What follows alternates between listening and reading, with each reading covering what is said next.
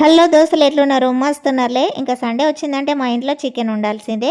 ఈ చికెన్ నేను సింపుల్గా ఈజీగా నా స్టైల్లో ఎలా చేస్తాను అనేది ఇప్పుడు నేనైతే మీకు చూపించబోతున్నాను. దీనికోసమని స్టవ్ మీద బాండి పెట్టుకొని ఆయిల్ వేసుకోవాలి.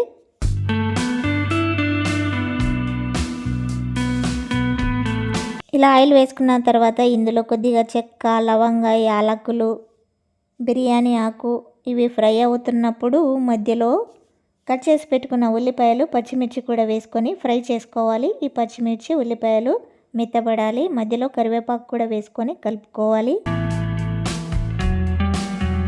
ఇలా కలుపుతున్నప్పుడే మళ్ళీ అల్లం వెల్లుల్లి పేస్ట్ కూడా వేసుకొని ఫ్రై చేసుకోవాలి. ఈ అల్లం వెల్లుల్లి పేస్ట్ పచ్చి స్మెల్ పోయేదాకా ఫ్రై అయితే చేయాలి.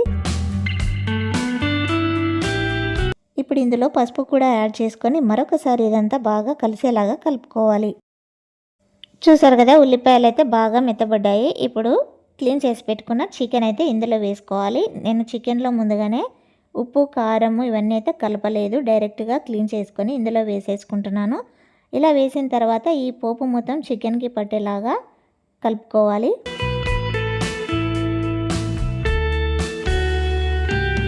ఇలా కలుపుకున్న తర్వాత ఇందులో సాల్ట్ వేసుకొని మరొకసారి కలుపుకోవాలి. ఇలా కలిపి మూత పెట్టేసి 2 నిమిషాలు ఉడికించుకోవాలి. 2 నిమిషాల తర్వాత మూత తీసి ఇదంతా బాగా కలుపుకోవాలి. ఇప్పుడు మళ్ళీ మూత పెట్టి మరొక 2 నిమిషాలు అయితే ఉడికించుకోవాలి. చూసారు కదా, దాదాపు సగం వరకైతే ఉడికింది. ఇలా ఉడికిన చికెన్లో ఇప్పుడు స్పైసీకి తగినంత రెడ్ చిల్లీ పౌడర్ యాడ్ చేసుకొని ఇది మొత్తం చికెన్కి పట్టేలాగా బాగా కలుపుకొని దీనిపైన మూత పెట్టి మరొక 2 నిమిషాలు అయితే ఉడికించాలి. 2 నిమిషాల తర్వాత మూత తీసి ఇదంతా ఒకసారి కలుపుకోవాలి. కలిపిన తర్వాత ఇందులో పెరుగు కూడా యాడ్ చేస్తున్నాను. నేను టమాటా వేయట్లేదండి, పెరుగు మాత్రమే వేస్తున్నాను టమాటాకి బదులు. ఇలా పెరుగు వేసుకొని చికెన్కి మొత్తం బాగా పట్టేలాగా కలుపుకోవాలి.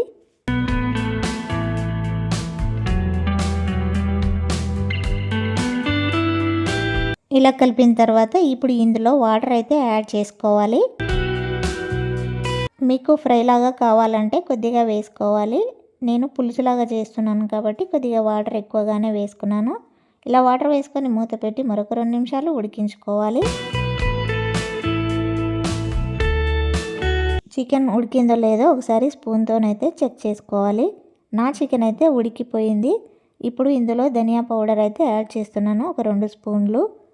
ఇలా వేసుకొని ఈ చికెన్ మొత్తం కలిసేలాగా కలుపుకోవాలి.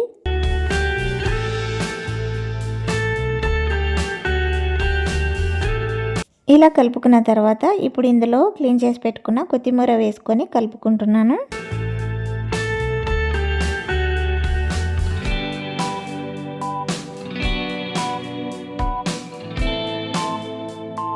ఇలా కలిపిన తర్వాత మూత పెట్టి 1 నిమిషం పాటు మగ్గించుకుంటే చికెన్ అయితే రెడీ అయిపోయింది. ఇలా రెడీ అయిన చికెన్ని వేరొక గిన్నెలోకి తీసుకోవాలి.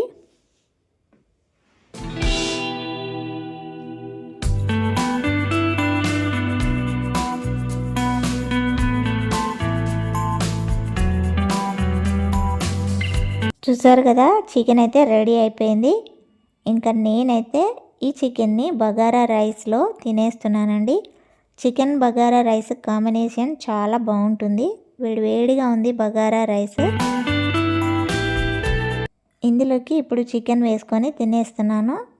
నాకు చాలా ఇష్టము ఈ రెండింటి కాంబినేషన్, చాలా బాగుంటుంది.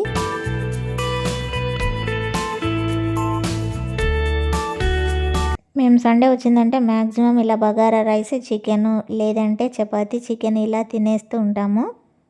మీలో ఎంతమందికి ఇలా బగారా రైస్, చికెన్ కాంబినేషన్ అంటే ఇష్టమో ఖచ్చితంగా కామెంట్ చేయండి. నా వీడియో నచ్చితే ఒక లైక్ కొట్టి షేర్ చేసి సబ్స్క్రైబ్ చేసుకోండి. Thank you for watching. Bye bye.